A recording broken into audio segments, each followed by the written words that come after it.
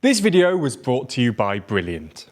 Wars have always been pretty weather dependent. A cold winter or a muddy spring can literally reverse the trajectory of a war, which is why military analysts often talk about General Frost and General Mud. Ukraine has been no different in this respect. In the months leading up to the invasion, many analysts predicted, correctly, that Putin would have to invade before the winter ice thaws in late March, turning everything to mud and limiting vehicle and infantry mobility. 10 months on, as another winter sets in across Ukraine, the consensus amongst analysts seems to be that the consequent slowdown in military activity will benefit the Russians, who can use the time to consolidate their defensive positions and recycle their exhausted troops with new conscripts, while the Ukrainians struggle with their battered energy infrastructure. In the past, it's been true that General Frost has been arguably Russia's most reliable ally. However, while there are reasons to think that the winter might advantage the Russians, there are also reasons to think it might actually help the Ukrainians, who are sounding increasingly optimistic about the next couple of months. So, in this video, we're going to try our best to figure out who'll benefit from the winter, how it could help or hinder both sides, and then you can make up your mind at the end of the video as to who you think will come out on top.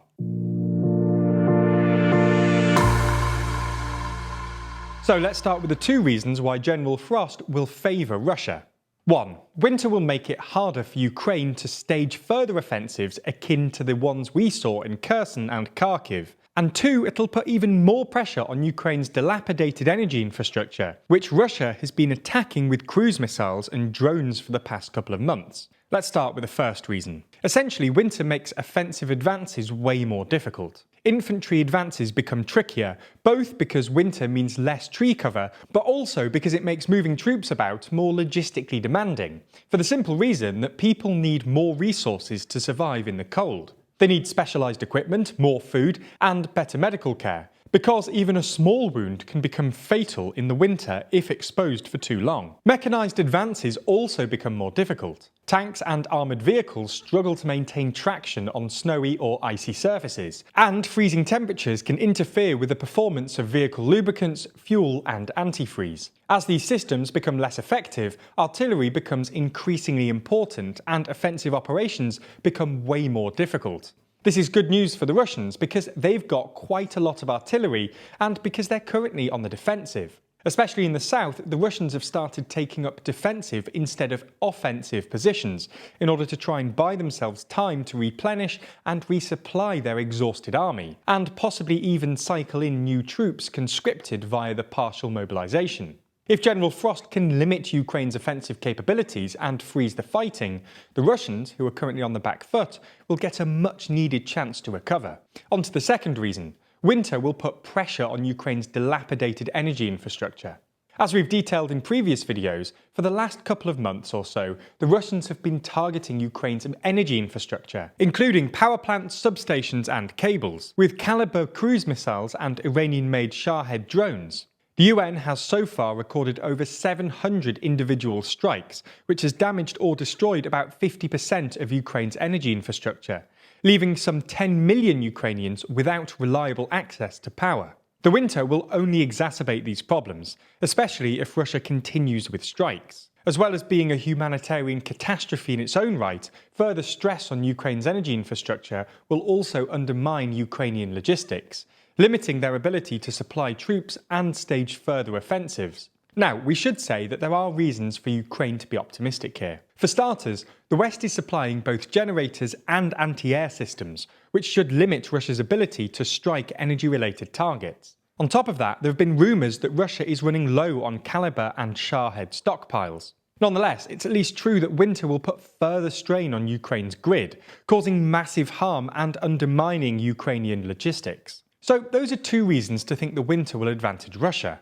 On to the second part of this video, why General Frost might actually advantage Ukraine. As we see it, there are two reasons to think this. First, winter is worse for whoever has worse equipment and morale, and in this case, that's the Russians. And second, it'll put further strain on Russia's logistics operation, which is already in serious trouble, especially in the south. Let's start with the first reason, equipment and morale. For obvious reasons, winter weather makes demands on equipment and morale. Troops require better insulated kit, sleeping bags and even generators, and the freezing cold quickly eats away at morale. Unfortunately for the Russians, the evidence suggests they're low on both. There have been widespread reports of equipment shortages amongst new Russian conscripts, which the Kremlin actually admitted to back in October, and many have even resorted to buying their own kit online. Similarly, while it's hard to really measure morale in any way, there have been widespread reports of infighting and alcoholism amongst the Russian army, especially amongst new recruits,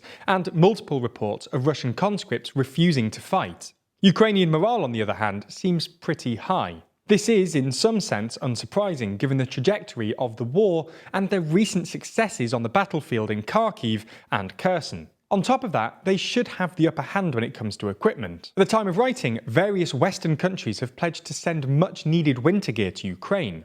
Clearly, in some part thanks to the West, the Ukrainians should be way better prepared than the Russians this winter, which would give them the upper hand. On to the second reason, logistics. Winter puts extra strain on logistics operations because A. Troops and vehicles need more food, fuel and equipment, and B. Transporting that stuff becomes more difficult in snowy or icy conditions. While this is going to make things tough for both sides, the Russian logistics operation has already proven itself to be, well, pretty crap. And it's not clear it'll be able to survive the winter. This is an especially acute problem in the south, where the attack on the Crimean Bridge has made Russian forces increasingly reliant on rail lines and roads running via the Zaporizhia Oblast into the Kherson Oblast. As winter sets in and smaller roads become unusable, the problem will become even more acute. If the Ukrainians can get within firing distance of either the rail line or the highway, the Russians in the south will basically cut off from the bulk of the Russian army, leaving them critically vulnerable to the freezing winter. So anyway, those are the reasons on either side. But who do you think will take the upper hand in winter? Now, what you want me to tell you here is that everyone knows what they're doing and is making rational decisions. But unfortunately, that's not always the case when it comes to politics. But it can be in your life if you sign up to Brilliant, the STEM learning platform where you can learn everything from quantum computing or algebra to logical decision making, a skill severely lacking in the world at the moment. Now, their logical thinking course might start simple, but it builds, teaching you logical reasoning skills until you're solving problems that previously seemed impossible. And it's the perfect time of year to invest in yourself too. With us heading into a new year, why not improve yourself and keep traveling on a journey of lifelong learning? And you'll get hooked on that empowering feeling of learning too, because this isn't just about memorization or lectures. Brilliant teaches you by doing, using active learning techniques to teach you the principles behind otherwise complex subjects, and ensuring that you actually understand what's going on. And it's not just traditional STEM topics either. There's some incredibly unique and fun stuff on there too, like courses from YouTubers, such as Kurzgesagt on nearby supernova, supervolcanoes, and the limits of humanity, or the brand new course from our Nebula friends at Real Engineering. Anyway, if you want to learn more in a fun way, then you should sign up to Brilliant, and the link in the description will get you 20% off an annual premium subscription, which is not only a great deal, but also supports the channel. So, thank you.